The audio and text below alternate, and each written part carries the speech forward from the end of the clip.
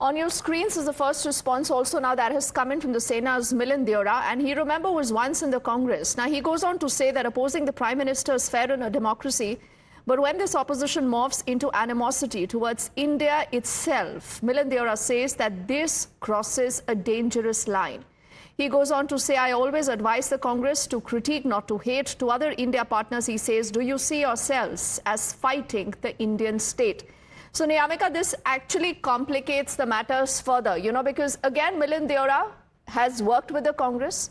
There were problems why he left the Congress party. But when a lot of these people speak up, you see that resonance again and again going out. That is this what the Congress party today stands for? And is this how the India Alliance also sees this fight? Rahul versus the Indian state.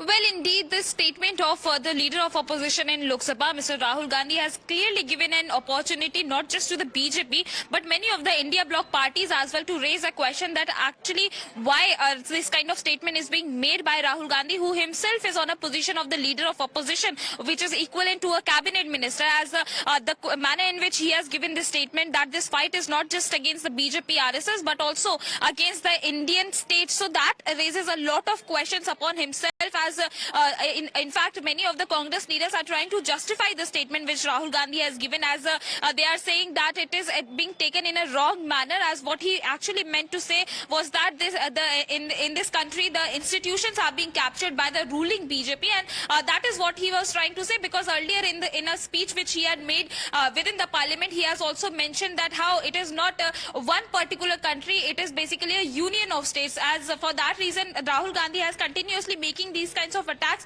upon the BJP by saying that they never believed in federalism, and that is what is being repeated by many of the Congress leaders today as well, that Rahul Gandhi actually believes in federalism, and he is just saying that the ruling BJP is trying to capture all the institutions, whether it is Election Commission of India or ED, CBI or any other institution.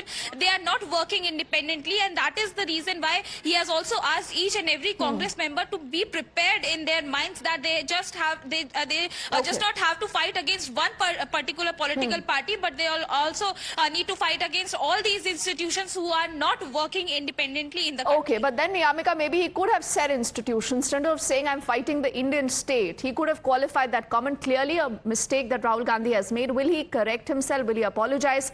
We'll track that story. For the moment, thank you. But this is not the only, tirade that has been launched by Rahul Gandhi today.